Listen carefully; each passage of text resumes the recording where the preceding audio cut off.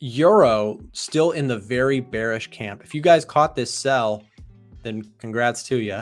The Edge Finder has been really bearish. I'll show you guys something. I don't show this tab often enough, but I really should. It's a great tab.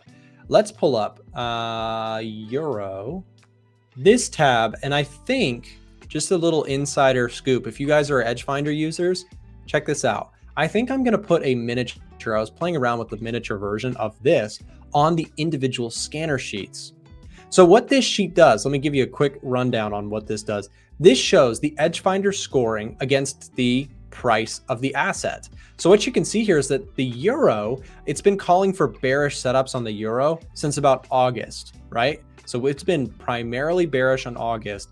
And sure enough, the market has just gone down, down, and down. So if you've caught this euro move using or with the help of the Edge Finder, then congrats. Shane says he's trading indices. Cool. My fellow Shane, appreciate you, man. What's up? Indices trader here as well. I do trade currencies, guys, but I trade if I can find index and gold trades. I am rather interested there over currencies. Nothing against currencies. It's just a personal preference. I prefer to trade them. Anyways, shorted euro at the recent resistance. Awesome. Yeah. So what this is looking at, guys, what do you think? I mean, Edge Finder users, let me know. I think I should add a feature like this, like a miniature version on the individual sheets so we can look at scoring over time, right? The whole idea here is scoring of the Edge Finder over time. So again, this was giving us bearish signals early August. And since then, here's what the price has done, right? You can see the bar graph shows the score. Let me know. Do you guys like that idea? Edge Finder users, this is kind of like feedback hour. Anyways, guys, we are getting close to, of course, we've got about a minute and a half to unemployment claims. So unemployment claims will be impactful as we go into this. I like the idea. Tutorial will be nice too. Yeah, I agree. We probably need some explanations behind that, but yeah. Okay, so again, I'm going to set up my chart here, guys. We've got just over a minute to go. So I'm going to watch the unemployment claims come out and give you guys a little bit of a reaction.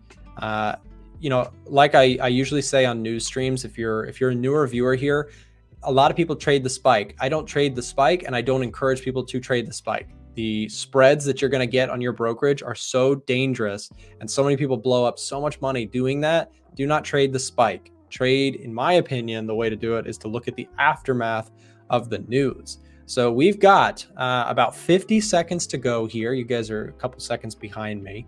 But yeah, we are, we've got gold pulled up in the bottom right. We've got the euro in the top right, NASDAQ bottom left. Let's put up dollar yen in the chat here, or in the top left chart here. We can watch the reaction there. Dollar yen really strong going into this. Euro poking up a little bit. And again, we're about 25 seconds out from the news. So let's go ahead and, you know, we're all set up here. We'll see if we can get any major reaction to, of course, unemployment claims, which do have a tendency to move the markets. Breaking news coming in. All right, guys, and let's see what we get. Should be hitting the market any second now. Did you know our market scanning software, the Edge Finder, just got even better? Check out our newest asset, Bitcoin. That's right, Bitcoin was our most requested feature update, and we're so excited to announce Bitcoin is finally here with plans to add even more crypto in the future. We've also updated our most popular feature, the Smart Money Tracker, adding even more data than before. The Edge Finder not only automatically scores 8 different metrics for each asset to give it an overall buy, sell, or neutral score, but it also keeps track of bank and analyst positioning, stores historical fundamental data, shows how assets are trending throughout the day, and so much more. Right now, our YouTube viewers can get the Edge Finder at a discounted price when they use promo code A1YT. You can check out the Edge Finder with the link down in the description below, and again, get it for the special discounted price when you use promo code A1YT at checkout. All right, and dollar yen making an initial push higher, euro dollar giving back some further gains that it just made. NASDAQ poked lower for a second, gold poked lower here for a second as well. Very interesting. Euro dollar still staying down towards the lows. Gold, same thing. NASDAQ punching the lows again. Let's see what we got in terms of claims, guys. So we're getting the numbers coming in. Of course, durable orders could also, durable goods orders could be impactful as well. So a little better than expected, slightly on unemployment claims. 230,000 claims for unemployment compared to the expected 239, right? Of course, this being a lower number shows a stronger US economy, right? Less people are unemployed. Think about that. Logically, that makes sense, right? Core durable goods came out better than expected. Durable goods orders month over month. So core and durable, usually this takes out, of course, some of the more volatile areas like energy, food. Usually that's what core alludes to, right? So durable goods month over month, minus 5.2% compared to the minus 4.1%. So slightly mixed for the dollar, but still, I would say net positive USD as we got, again, in terms of claims, showing some resiliency still in the jobs market. So unemployment claims came out. Did you see the number? Yeah, basically unchanged, right? Pretty much. Okay, yeah, so I don't really think much is happening over on that side of the data, but I'm just watching the yields today again. Same thing as before. So today it's up just above 5% again. And my bearish outlook on gold and indices was obviously wrong yesterday. I stopped out on a short trade on NAS, but I'm looking at I guess I'm still looking to trade. I don't really have a bias right now. I think if yields keep rising, then I'll have more of a bearish bias in the short term, but it's tough to say because we still have the symposium tomorrow. Yep. With all the Fed meetings and stuff. So I will just be looking for more trade setups. And so far, what I see as of right now is kind of some bearishness on gold. I mean, it reacted quite negatively to the jobs news, but I'm not really sure what this means. This is very early in the day, so obviously the candle can look different, but the way it looks now is pretty bearish.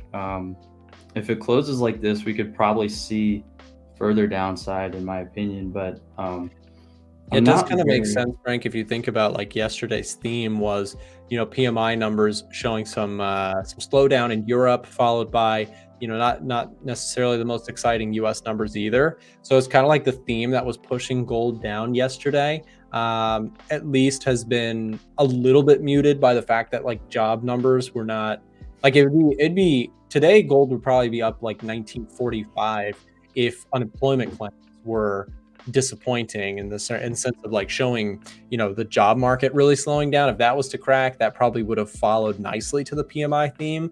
But it does seem like basically audience context to put it in simple forms. If you're newer to fundamentals, the idea is basically yesterday's PMI numbers showed some weakness in the European economy as well as some in the US economy as well. Not as bad as Europe, but still gold focuses on, of course, the world's economy, not just the US. And so anyways, today, as Frank was just pointing, claims kind of came out unchanged. So as expected, so the jobs market is by no means in peril, at least at this time. And so peril does tend to cause the gold market to rise, right? People fearful about the economy might choose to buy gold. So I kind of am with you there on that, Frank. If we're seeing a reaction here this morning, a little bit of a muted response to yesterday's really PMI bullish day for gold.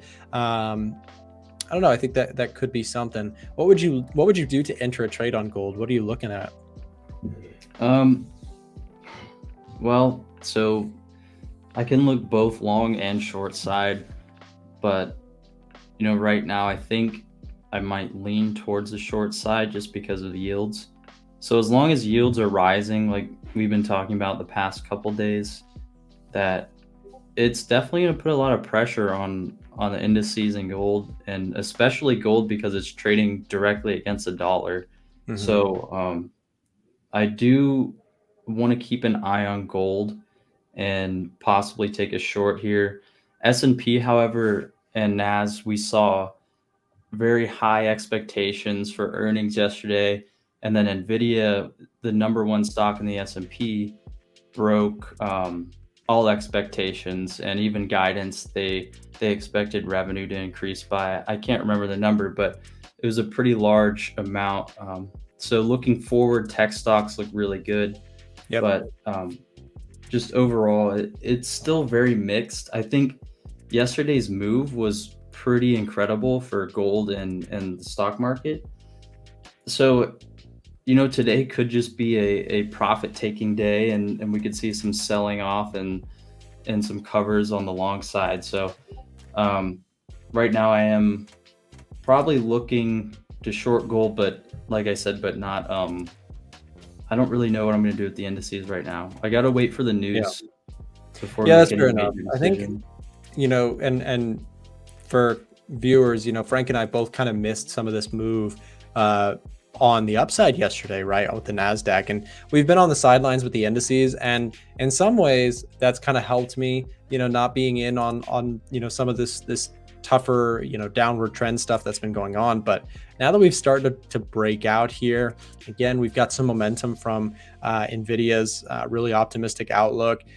I think there's a possible trade on the long side, but I've got to wait to see if it comes back for me. If it doesn't, I'll probably just miss the move, and it is what it is. So indices will be really interesting, I think, for the remainder of this week to watch, especially as you mentioned.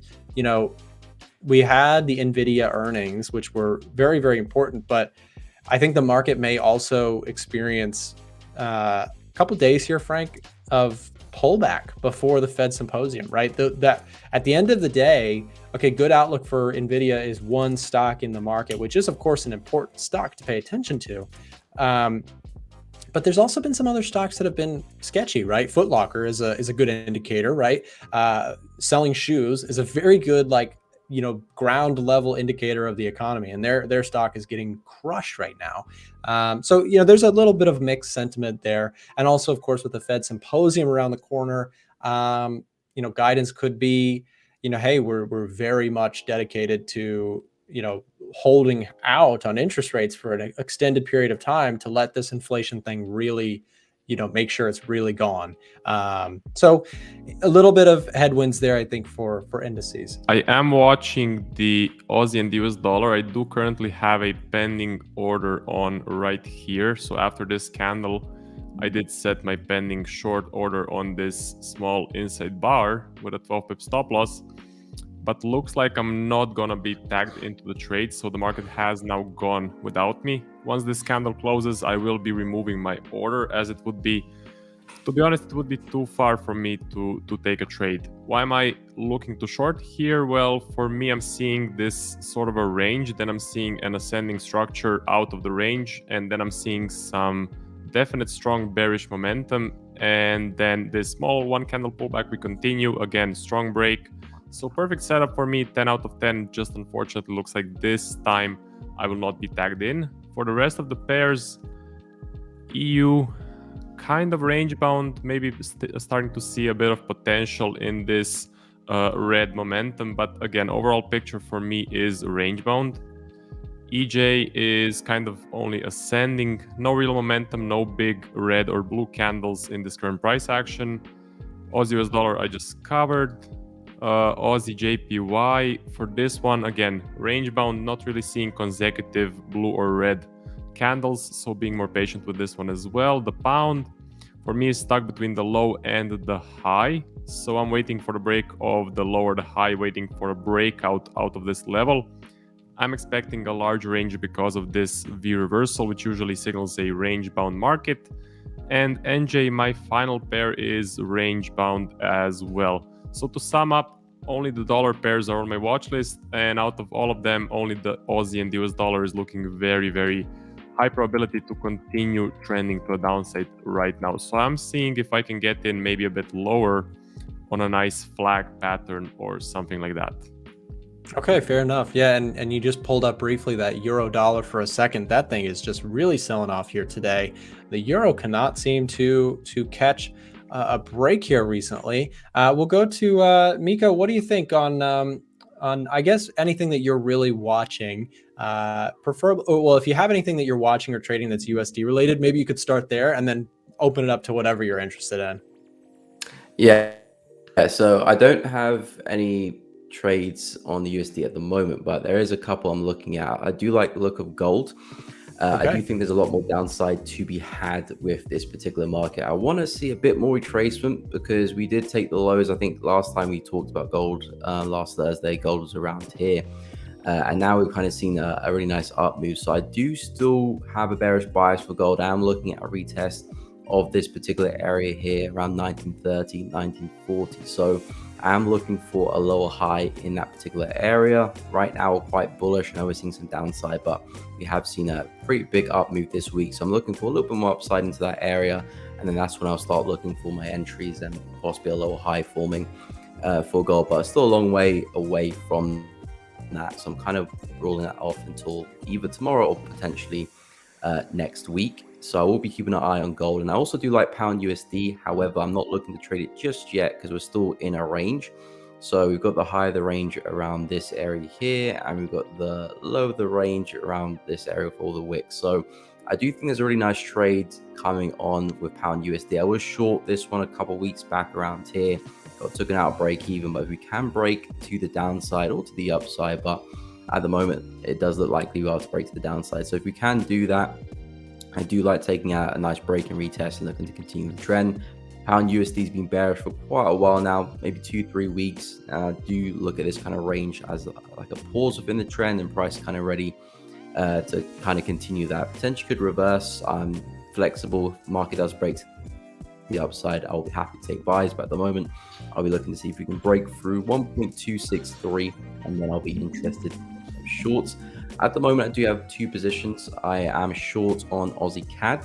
Hopped in this one on the 4H time frame. On the previous 4H candle, came into this area here, and yeah, I'm in that trade. That's my first target. My final target, I'm looking for us to come back into the lows here. So I've been looking to short Aussie CAD for a while now, and finally got an entry. So we'll see how that plays out. And also got into some longs and pound CAD yesterday, which does look too hot at the moment. I did get into a nice entry, did see some momentum, didn't quite hit my TP1 for me to go break even, so I'm still risk on this one, but we'll see what happens. They kind of cancel each other out, so it's a bit like a hedge, but I didn't intend it to be like that. So we'll see what happens. That, but we'll see what happens with those. I do like that the Aussie CAD trade, Miko, because I'll show you something just real quick on my end. Aussie CAD was also on my radar. It's not a currency pair that I usually trade, but it really checks all the boxes, almost literally, on the EDGEFINDER for a really nice setup. On the higher time frames, as you just mentioned, it's got that nice downward trend, which looks really good. And then another big one is just the economic figures. Pretty much when comparing Australia versus Canada, you get a nice confirmation. Pretty much preference goes to Canada across the board on GDP growth, inflation, interest rates.